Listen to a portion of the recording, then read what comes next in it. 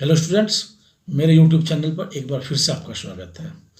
आज का video work, energy और पावर नामक चैप्टर का होगा। यह एक नया चैप्टर है जिसमें कि हम वर्क की परिभाषा बताएंगे। यह वीडियो 9th के लिए और 11th के लिए दोनों के लिए सेम रूप से उपयोगी है। बाकी कॉम्पिटिटिव बच्चे भी इसको पढ़ देख सकते हैं, लेकिन 9th और 11th के लिए बहुत ज़रूरी है।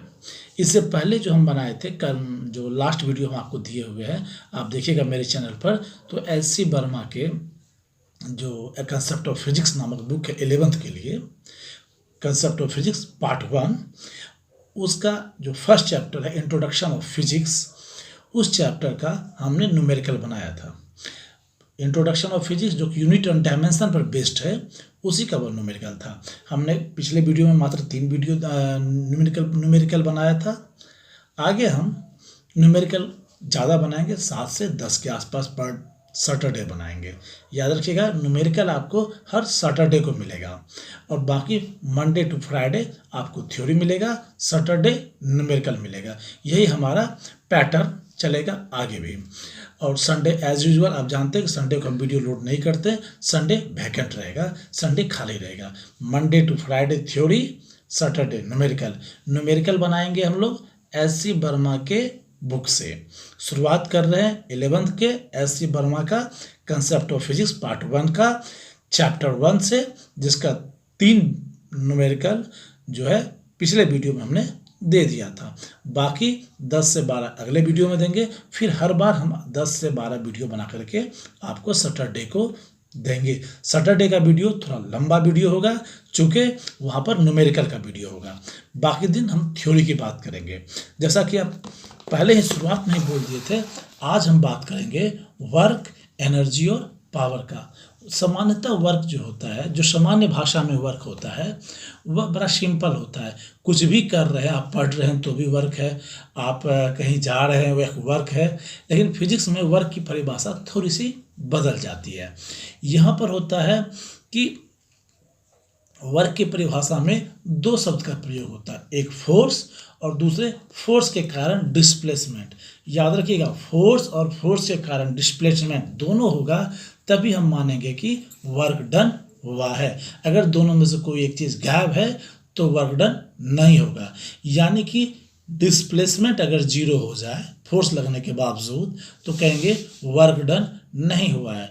मान लीजिए हम यहाँ से अपने घर से चलते हुए स्कूल गए और स्कूल से पूरे वापस अपने घर पे आ गए, तो मेरे जाने में पॉजिटिव डिस्प्लेसमेंट हुआ, आने में निगेटिव डिस्प्लेसमेंट हुआ, यानी टोटल डिस्प्लेसमेंट 0 हुआ। तो इस जाने और आने के दौरान जो हमने वर्क डन किया वह भी 0 कहलाएगा। ठीक है, क्योंकि डिस्प्लेसमेंट ही 0 है। हालांकि हमने वर्क डन किया है, कुछ मेहनत तो किया, जाने के दौरान भी वर्क डन किया था, उसको पॉजिटिव वर्क डन कहेंगे। आने के दौरान एक नेगेटिव वर्क डन किया था, लेकिन कंबाइंडली ओवरऑल हम 0 वर्क डन किए। अब किसी दीवार को हम पुश कर रहे हैं, मान लीजिए दीवार को हम धक्का दे रहे हैं, लेकिन दीवार मूव कर ही नहीं रहा है। हमने एनर्जी खर्च किया, हमने वर्क डन किया, ऐसा आप सामान्यतः लोग कहते हैं। लेकिन जब फिजिक्स की बात हम लोग कहते हैं तो कहते हैं हमने फोर्स लगाया, हमने एनर्जी एग्जॉस्ट किया, लेकिन डिस्प्लेसमेंट नहीं हो सका, इसलिए वर्क डन नहीं हुआ। यानी work done is the scalar product of force and displacement. अब आइए बोर्ड पर। तो हम बात कर रहे थे वर्क डन का। तो वर्क डन में क्या लिखते हैं हम लोग, W बराबर vector F dot vector S। हम शुरुआत में ही जब यूनिट वेक्टर बता रहे थे उस वक्त बताए थे वेक्टर का प्रोडक्ट वेक्टर भी हो सकता है, स्केलर भी हो सकता है।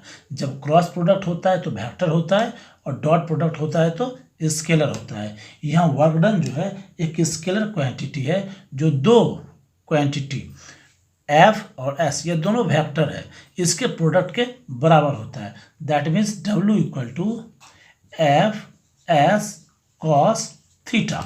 यहाँ पर फार्मूला होता है वर्क डन का, W equal to F S cos theta. मान लीजिए कोई ऑब्जेक्ट है, यह किसी हॉरिजॉन्टल सरफेस पर रखा हुआ है, यह इस ओर डिस्प्लेस होकर के यहाँ पहुँच गया है। यहाँ से यह डिस्प्लेस होकर के यहाँ तक आया है, एस डिस्प्लेसमेंट किया है, लेकिन इस पर जो लगने वाला फोर्स था वह इस डायरेक्शन में था, थीटा। यह फोर्स का डायरेक्शन है। तो यह जो वर्क डन हुआ यहाँ से यहाँ तक आने में, वह इस फोर्स का कॉस कंपोनेंट के कारण होगा, एफ कॉस थीटा के कारण हो जाता है। इसलिए होता है W equal to F S cos theta. यहाँ theta represent the angle between the displacement and force applied. अब अगर कहीं पर भी फोर्स जो है वह उसी डायरेक्शन में हो जिधर डिस्प्लेसमेंट हो रहा हो, तो W इक्वल टू क्या हो जाएगा, एफ एस कॉस 0 डिग्री, क्योंकि एंगल जो है वह 0 डिग्री हो जाएगा। ठीक है, यानी W बराबर एफ एस कॉस थीटा का मैक्सिमम वैल्यू, कॉस थीटा का मैक्सिमम वैल्यू जो होता है वह होता है 1, दैट इज कॉस 0। और अगर मान लीजिए यहाँ पर हम एक दूसरा कंडीशन लेते हैं, केस 2 या केस 1 है, जबकि एंगल 0 हो, यानी डिस्प्लेसमेंट के डायरेक्शन में ही फोर्स अप्लाइड हो। लेकिन अगर फोर्स डिस्प्लेसमेंट के परपेंडिकुलर अप्लाइड हो तो एफ एस कॉस 90 डिग्री हो जाएगा, एंगल क्या हो जाएगा, 90 डिग्री हो जाएगा। तो फोर्स लग रहा है इस डायरेक्शन में और डिस्प्लेसमेंट हो रहा है इस डायरेक्शन में, एंगल हो गया है यहाँ 90 डिग्री। आप लोग को पता है कि कॉस 90 कितना होता है, 0, एफ एस इंटू 0, सो W बराबर 0, नो वर्क डन। इसलिए हम लोग कहते हैं कि किसी भी बॉडी पर जो वर्क डन होता है वह scalar product of force and displacement due to that force होता है। याद रखिएगा, फोर्स और उस फोर्स के कारण जो डिस्प्लेसमेंट होता है उसका प्रोडक्ट ही वर्क डन होता है। और अगर मैक्सिमम वर्क डन के लिए एंगल जो होगा कॉस थीटा का वैल्यू मिनिमम होना चाहिए, यानी 0 डिग्री होना चाहिए। एंगल जितना कम होगा, जो फोर्स के कारण वर्क डन होगा वो उतना मैक्सिमम होगा। जबकि अगर परपेंडिकुलर हो जाएगा फोर्स तो वर्क डन 0 हो जाएगा, no work has been done हो जाएगा।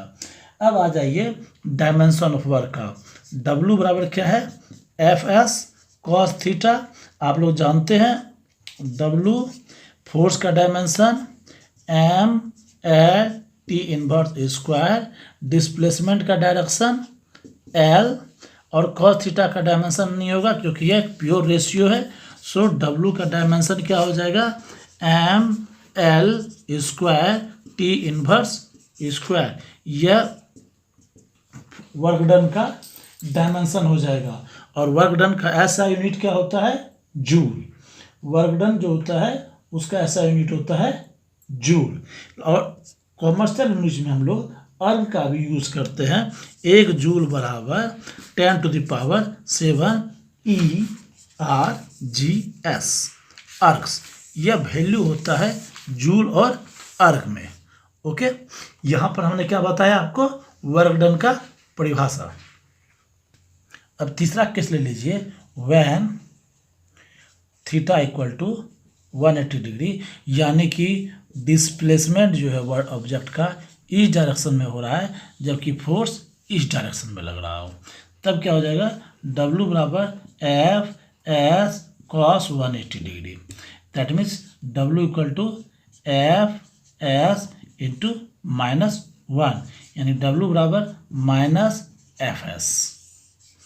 इसको हम लोग कहते हैं निगेटिव वर्क।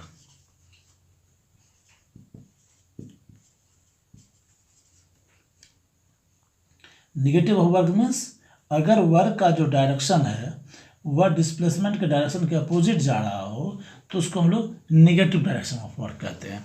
ठीक है, तो हम लोग ने यहाँ 3 चीज़ पढ़ा। When theta equal to 0 degree, then W बराबर FS।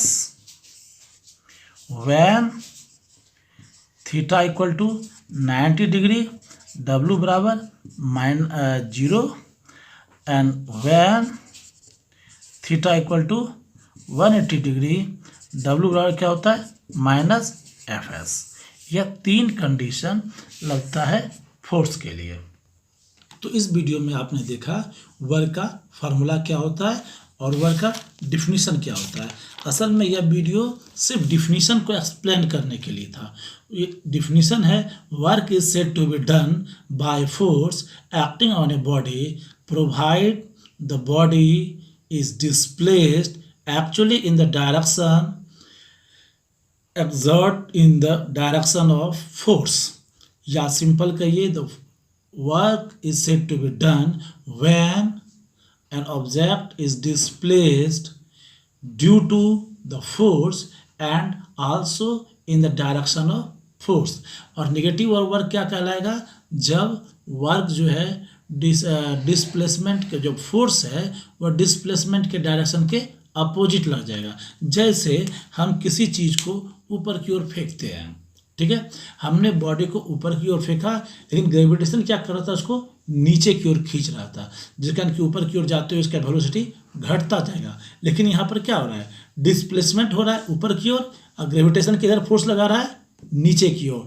तो इस कंडीशन में ग्रेविटेशन द्वारा लगाया गया वर्क डन या किया गया वर्क डन वह निगेटिव वर्क डन कहलाएगा। आज के वीडियो में इतना सा है। नेक्स्ट वीडियो में हम एनर्जी और पावर के बारे में बताएंगे। अलविदा। आप हमारे चैनल को लाइक शेयर और सब्सक्राइब जरूर करें। धन्यवाद।